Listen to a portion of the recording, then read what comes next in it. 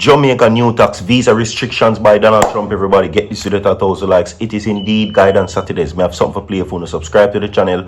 Don't go know everybody. Like this video, listen to this. I come talk about bad man. Ask the Prime Minister, when me call a bad man in Prime Minister. Ask the Prime Minister if me wasn't in that waitress.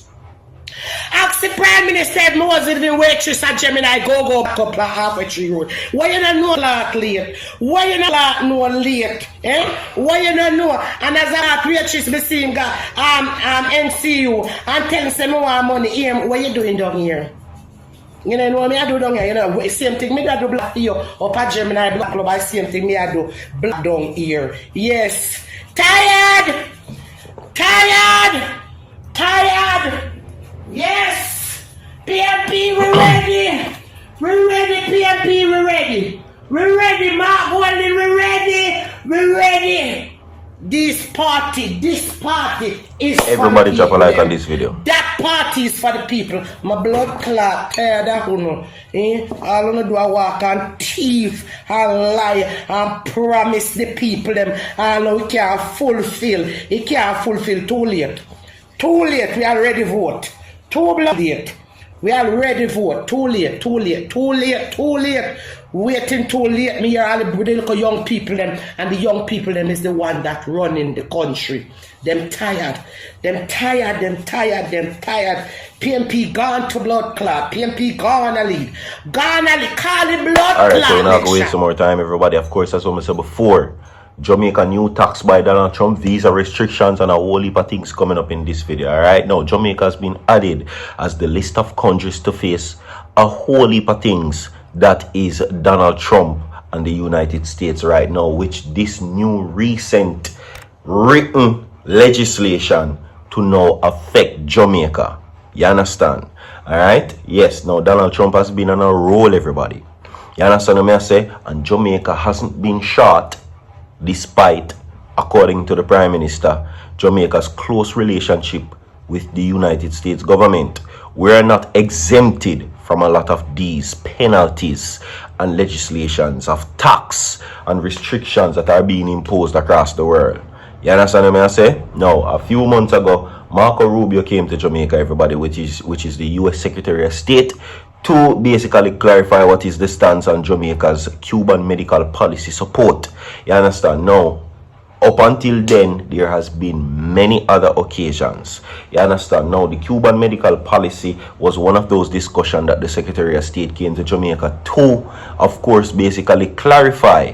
Now, of course, social media has broadcasted the stance of what the articles are saying about the Prime Minister's approach, saying that it is indeed that Andrew Holness' approach to the US stance on the Cuban medical policy is being described as spineless and cowardly. Alright, now the Barbadian Prime Minister said that she was willing to sacrifice her passport, you understand, or travel to the United States, because they're saying that countries who support the Cuban medical policy would have faced sanctions of such and travel restrictions. You understand? Fast forward to now, yet another one of many to come. I am supposedly seeing new legislations and things that are going to pass in the world where travel and tax is concerned, that Jamaica has to face coming from the United States. Now, the finance minister broke silence this morning and says now that the government has to assess potential impact of cess on remittance as Trump big beautiful bill signed into law. That is the headline. Okay, now member of the Jamaica diaspora in the United States are condemning the new excess tax on 1% money remitted to Jamaica effective December 31st this year. Now, the 1% tax is set out in the big beautiful bill passed by the US. Now, members of the Jamaican diaspora in the United States are condemning the new excess tax of 1% on money remitted to Jamaica effective December 31st this year. Now, the 1% tax is set out in the big beautiful bill passed by the US Congress and which was signed into law by President Donald Trump yesterday. Now, the 1% tax described by the Diaspora member as a tax on love sent to family back home is to set out the big beautiful bill passed in the US Congress. Now, it was signed into law by the president. Now, Jamaican Minister of Finance and the Public Service Favour Williams told the article yesterday that the government will have to wait to assess what impact the 1% fee could have on the local economy. Now, if the sender of the United States is in the United States, absorb the fees and does not reduce the amount that is sent to the family members in Jamaica, then there may not be an impact. But if the sender deducts the fee and sends the remainder, thus reducing the amount that family member gets in Jamaica, there could be an impact. But it is too early to say, Favour Williams said. Now, the minister stressed to the Gleaner that the remittance sent to family members are used for school fees and other necessities, and if the amount is reduced to the family member, this could impact the family and in turn impact the Jamaican economy.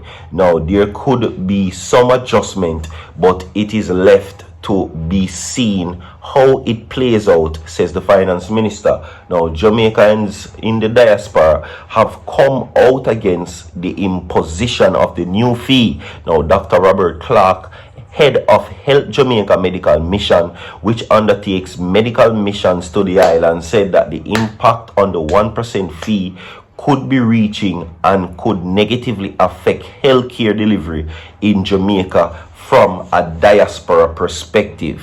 Now, this is a policy that does not benefit Jamaica and should be rescinded, he told the Gleaner. Now, Dr. Alan Cunningham, former Jamaica Global Council member, said that it was potentially devastating news, especially for poor families who depend on remittances. Now, poorer families are going to feel poorer, more economic hardship, and children might have it difficult attending school. No doubt this will have a crippling effect on the country's economic health, he said. That is according to him. So, Dale Holness, former mayor of Broward County in Florida, said the big beautiful bill is harmful, or is a harmful plan that could tear families apart and punish hardworking immigrants, especially Jamaicans and others from the Caribbean living in the US. Okay, now he says, and I quote, "I express deep concerns over the proposed 1% excess tax on remittances advanced by the US state government," he said. Now, international educator Dr. Karen Dunkley said that while the fee may appear minor on paper, it is potential impact on Jamaican families, small business, and the national economic will be profound.